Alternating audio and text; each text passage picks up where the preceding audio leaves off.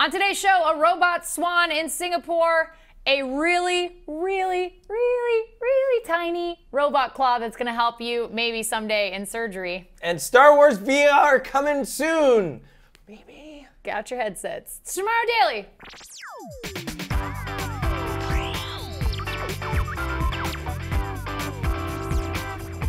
Greetings, citizens of the internet. Welcome to Tomorrow Daily, the best geek talk show in the known universe. I'm Ashley. That's Khail and Anonymous. It's Monday. We're here. Yeah, we survived. I get on another weekend. Yet another weekend of of slight freedom. They let us go to the bathroom and then they put us right back in the studio. So that was pretty much it. Yeah, that's about it. It's like Big Brother, like the show Big Brother. A little bit. Yeah. Also on CBS. That was like a weirdly shameless plug on your behalf. No. Oops. I'm just kidding. Can I get some money?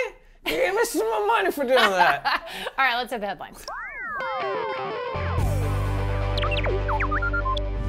Okay, I'm gonna tell you about a robotic surgical instrument that could, in fact, save your life, give you less downtime after your surgery, and help you heal faster. All right, you ready? Okay, yes. This is a little tiny claw from a team of researchers at Vanderbilt University. That's how small it is. That's not a giant penny. That's just a normal penny. That little wrist that it has is only 2 millimeters wide. So the claw part of it is a little bit wider. Okay, so yeah, it's really little. And this is gonna freak you out a little bit, okay? I'm sorry, but this claw can go up your nose and into your brain. Okay, and like, it can do things like remove pieces of tumor tissue or like help doctors. So, which is pretty remarkable considering if you need brain surgery in some fashion, usually they have to take a piece of your skull out and get in there. This would help not do that. It's really gross. No, that's great. It's cool, but I don't like you talking about it. Yeah, exactly. But one of the people working with the project was saying that this type of technology could be really incredible in terms of helping patients heal faster because it's not as invasive, obviously. Yeah. So you're not sawing off a square of your skull and opening it up, and then just, it takes forever for you to heal, and your hair has to grow back, and it's all terrible. It's too much work. So how it works is there's this little claw type thing, and then there's a tube that's hollow, and there's a wire in it. And so the surgeons are able to bend, retract, and extend this object, this tool, by pulling this wire. So they're actually pulling a wire inside it that's allowing it to sort of bend like that. So what they're saying is the reason this is really awesome is that it's almost like a steerable needle. So instead of only having access to things that you can get in a straight line, you can actually go around stuff. Oh, cool. So during surgery, like this could be very handy. It could help doctors tie really tiny knots inside the body without having to like make a big incision, things like that. Is that the only video they have? I think so. Yeah, it was like a really short video. That's what it looks like. I mean, it really tells the story. I wish there was more, but unfortunately, I wouldn't want to show you surgery on a Monday. That's like seems. Maybe Thursday, guys. Thursday seems like a surgery day for B-roll. Thursday episode's B-roll surgery. But yeah, they've been working on it for 6 years. And they're not, here's the thing though, they have not quite made it ready for surgery because there's an interface that needs to go with it and some software for surgeons to be able to use in surgery. So they're still working on that and then they'll get it all together.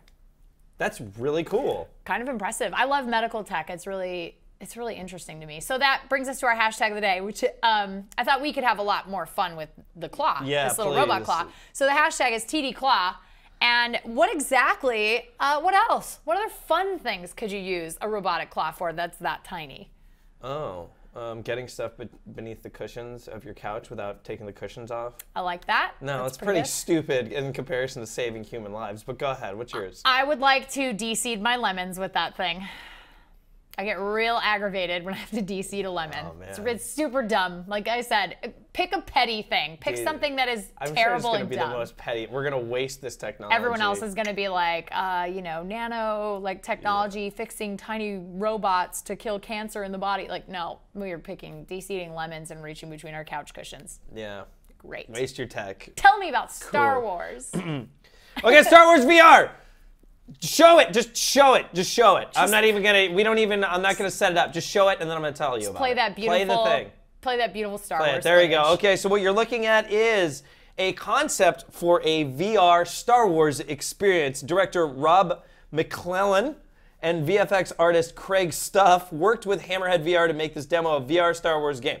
Now, it's not an official game, but it's really impressive. It runs on the Unreal 4 engine. It looks amazing. It's not a commercial tie-in at all. It's not sanctioned, nothing. There's no tie. Okay. There's just kind of like a pitch reel, like something they want to do when the Oculus comes out officially next year. They could, like go to Lucasfilm or whatever and be like, look what we made. You should let us make a Star Wars game. Okay, cool. Look at this, chumps. Yeah, and it would be great as it comes around since Star Wars is coming out in 2015. So maybe they'll start, working on that. But this is an idea. This is something that somebody's already put some time and effort into, and it looks like they have the ability to actually make it a game. We don't know. Again, this is just showing things off. We don't know exactly how it works. We don't know if you fly any of this stuff. I didn't see any lightsabers in this trailer. I did not see which one is kind of a huge lightsaber bummer. yet. We don't know if you get to play as the Rancor. Nothing. We know nothing. It's just this visual. All the possibilities that could happen. So there you go. I would like Feelings a are game here. in which you entirely play in first person as a Rancor. The whole game is from a Rancor's POV. But like Sims. And you work at Jabba's palace. You got to go there 9 to 5. Clock you in. eat people that they throw into the pit. Fine. Cool. You get an employee review. Yeah, you get reviewed. You it's a got to tough sit in front of fight. Jabba, and he's like, okay, listen, so your productivity is through the roof. You're just eating people like crazy. Mm-hmm. But I think maybe you could lose 15 pounds is all I'm saying. Oh, wow. You gotta wear look shorter good. skirts. This is an That's like entertainment sexual establishment. harassment. This is Jabba's palace. This is just like a palace. This is not a place where you can let yourself go after eating hundreds of people. So just, And then watch what you there's eat. CrossFit, Yeah. Rancor CrossFit, turns into Just Dance. I'd play that game. I think we all would. Just saying, it seems like a great game. So there you go. And we could be hopeful, kind of. Maybe it'll happen. Could. I don't know. I tried to look at the video on Vimeo, and it was taken down. They straight made that Booyah! private. Disney coming at you. So They were like, we "Oh, don't know. take it down, take it down." Maybe it won't happen, or maybe it'll go to these people's houses. Or maybe Lucasfilm's stuff like, this them. is amazing. We want to talk, but make it private. We never know.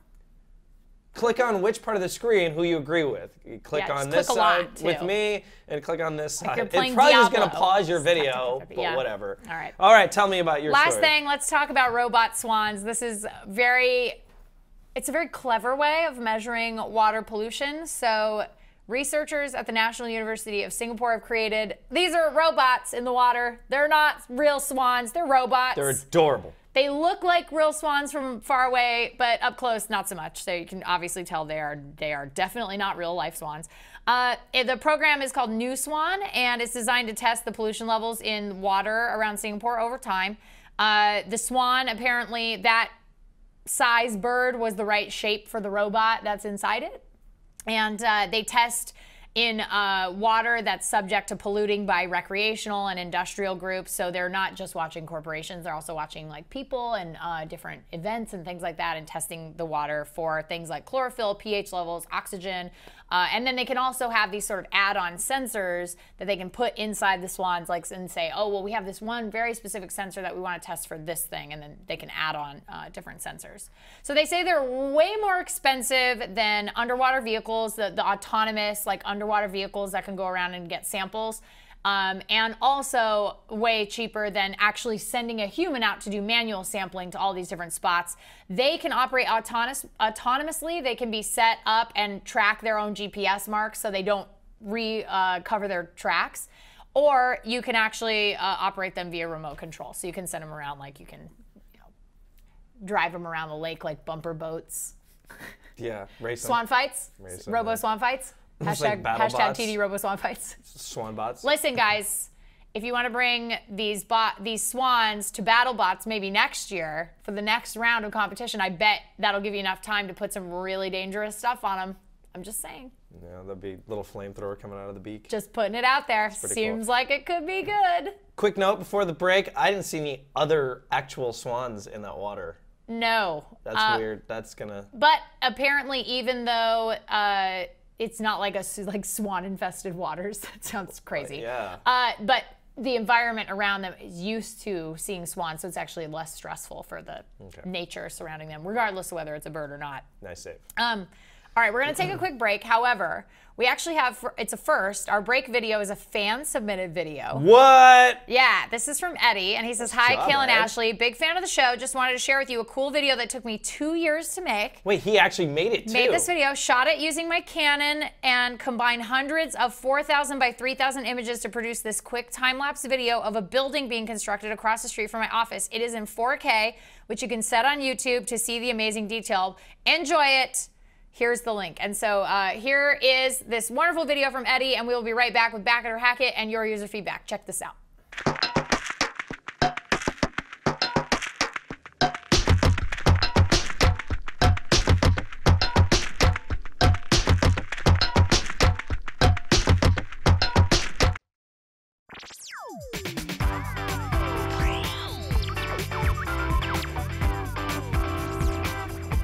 Welcome back to the show. We've returned. Thanks, Eddie, once again for that delightful time lapse. That's unbelievable. Nicely so good. done. All right, so it's Monday, which means we have to talk about crowdfunding and whether or not we're going to give our money to something. So it's Back It or Hack It. Khail, you like music.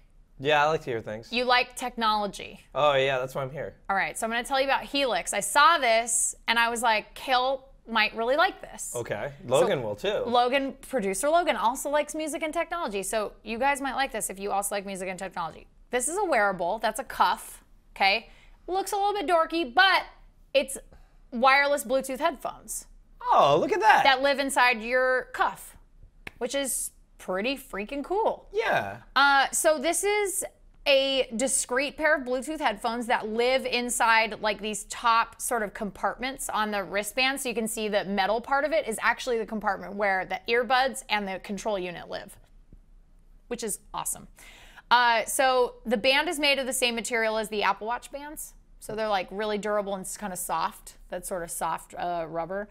It's curved, so it'll be pretty comfortable. I watched this part of the video, and I'm like, you have headphones in and you're walking across the street not paying attention. You're going to get hit by a car. It's dangerous. Yeah. But Bluetooth 4.1, you can do up to 8 paired devices. You can be up to 30 feet away from that paired device, so you don't have to be right next to it. You get 3 hours straight of live music time and 200 hours of standby, which is pretty good.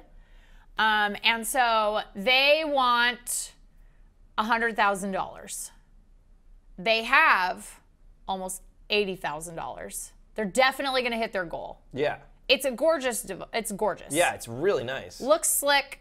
It's subtle enough to where I would feel okay, like wearing it down the street. I wouldn't feel like a total dork. And so they have close to 80,000. I think they have like 52 days left. They did a longer Kickstarter, so it's around. You have time, but the early bird's still available. So okay. Tell me what you think the regular retail price of this is going to be. Like when it comes out in stores after Kickstarter's over. Like what would you guess? $150. Close, $199, which is usually like we see that a lot. Okay? Okay. Still super early bird levels available, like 500 of them. So if you watch it like relatively soon, you could probably get one for 99 bucks, which is pretty decent. And when you look at the delivery date on it, it's December of this year. So it's not like, hey, buy this bracelet and you get it in like a year and a half. They're saying December of this year. So are you in or no. you out? No, you it's out? not really my Not I don't really understand the bracelet aspect of it. Like I could just shove a Bluetooth headset thing in my pocket. Like I don't really need to be carrying it around. Like, and if I'm going to use it, I'm going to use it. And the dangly thing, when she was dancing around, was going everywhere. Well, yeah, that was going And the only reason I can think of wearing a wireless Bluetooth headset is because I'm going running or something like that. And that would not function very well. Well, maybe you could put it on your back. And the bracelet didn't look like it grabbed too, looked like even when he like moved, it went like down really far. Like I think you don't have to defend them. But no, I just think that one part was, it looked like you were able to, you know those like, those weird bracelets when you're like in high school where you were able to like squish them together, or like rings, they're like open. Sure, and you can kind of push them a little farther. No. I thought that's what it looked like. I could be wrong. I don't know. No, it is that, but with those types But it of, did seem big. it doesn't always like grasp you that's all the very way, true. especially because it's got like tech inside of it flopping too. around everywhere. So I mean, 3 hours. I wouldn't need this, and I Not don't so know. much. I can't really think of anybody that wouldn't just like earbuds are fine for me. I mean, Unless they're like crazy, like light, and they're just the earbuds. I don't know. You? I think I could see where this would be really handy if you took a lot of public transportation. So like friends in New York, this might be a thing. But for me, I don't use earbuds out and about ever. Like ever. So I mean, if I'm walking around in LA, usually I have somebody with me, and I don't want to be rude and like put some headphones in. Like that seems rude.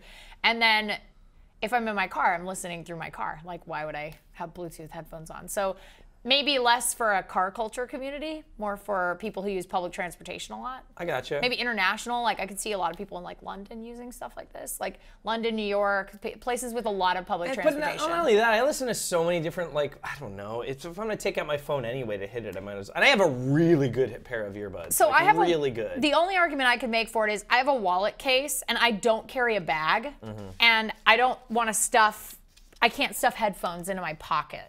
Like that would make me crazy. Producer Logan, would you back this or hack this? Nope. He says no. He's out. No. So, all right. Yeah, I don't know. I mean, so that's three hackets, really. Yeah, I'd say for me, not personally interested. Like I like the idea and I think it's cool and I love the sort of compartment, like secret compartment, and it looks like an actual piece of like a jewelry or you know something interesting looking as opposed to like a big dorky smartwatch. If like I had money to throw everywhere, yeah, then maybe I would do it. Maybe would do it, but probably not. Here, it just doesn't make any sense, but if I lived in New York, I think maybe I might feel That's good thinking. You can't just think what you would do. But, so, there you go. That's what it is. Again, it's called Helix. But let's go from crowdfunding to the delightful people known as you. It's time for user feedback. I knew you'd like that. All right, so we asked everybody last Thursday to tell us about Kepler 452b, and if they would move there, not really knowing anything about the planet. We've learned a little bit more. Apparently the gravity there is pretty intense because it's bigger than Earth. Yeah. But they said that because it's in the habitable zone, like plants could photosynthesize, which means we might be able to take plants there. And also over time, over generations, we'd probably become stockier because of the gravity, like the extra gravity. But we could survive it. Like we wouldn't die. Like it wouldn't be so much gravity that we would immediately be squished. Like our bodies could handle it. It would just be a little tough. They likened it to like firefighters and people in the military who have to carry really heavy packs. They're like, we can do that. Like physically, humans would be able to handle it. It's just over time, being weighed down all the time, we would probably breed shorter, stockier people. Our bones would be denser. Like we. You know, the evolution of humans. Yeah, but that's so far down the road. In the meantime, people's backs are hurt, their legs go out. My knees would be killing me. Anybody that's in some sort of physical activity, like sports are gone. Forget it, like it's you got water sports only. Just get a pool out. All right. So let's talk about what you guys thought. Paul wrote in and said, I would love to go. I'd procreate the heck out of that planet. Wow. Wink, wink. Love the wink. I added the winks, but get out there, man. Yeah, get out there and get it good. Rick wrote in and said, I would go all Interstellar on it, like Anne Hathaway, raise my own community, and they will praise me as Lord Almighty. Well, I don't know, man. You could get there and have this like super advanced group of people who are like, hey, dum-dum, dum-dum human, get out of here. Well, I said I'd go there and like read books and watch Netflix and stuff, and everyone else is like, I would Netflix and chill over there. I'm starting a tribe of humans. And everyone's like, I would impregnate everyone. To be just like Fallout Shelter. Kajan wrote in and said, I'd move there after I establish a pen pal, Earthling 2.0, Kepling. I like Keplings. We got to call them Keplings. Ooh, yeah. So I have someone to show me how to survive there. I think that's a really smart idea. And I bet if you, because AOL is still around, I bet you can still sign up for a pen pal, and you might get one on Kepler 452. You don't want to know what kind of pen pal you get on Weirdo AOL. Pen pals on AOL. I used to have one when I was like a kid, right when the internet started. Her name was Jenny, and she lived in Gainesville, Florida. How old was she? The same age? Same age, yeah, like same age. And she sent me school pictures, and I sent her school pictures, and we write each other letters. And then one day, she came to California, and I got to meet her and her family. She was a real person. I had one that was like a guy in a different country who knew his own language and English, and it got too intense because like his life was like way more difficult, but he was like way smarter than me, and I was just like, I'm wasting my life. Hey, sorry, I can't write back to you. You're better than me. Oh no! And then he was sad for the rest of his days. There's a guy out there who's like, Kale, my pen pal Kale, what happened? Mitchell wrote in and said no. Mitchell says no, he would not go. If they, presuming human life, have not seen or discovered space activity, it could be underdeveloped forms of life. So that might be true. That might be a thing. So like if we haven't noticed, but a lot of people wrote in for this one. A lot of you guys wrote in. And so many people had great answers. Like Pin was mentioning, he's like, and a few other people also mentioned, they're like, we can't really see anything about the planet. We just know it's there. Like we have detected it and we know where it is and about how big it is, but we don't really know anything about, we can only guess like what's there. It could be rocky, it could be covered in terrible poisonous gas. Like we have no idea. And there's no way to really tell until we can get, a mission that either we have like way better equipment to see that stuff or detect it, or we get closer, which, 1,400 light years away, not so great. The series of Kepler planets are not close. The planets orbiting 452 are very far away. So it would take a really long time and we would be really dead. Unless we were robots, which, cool. All right, last piece of user feedback. It's time for our photographer of the day.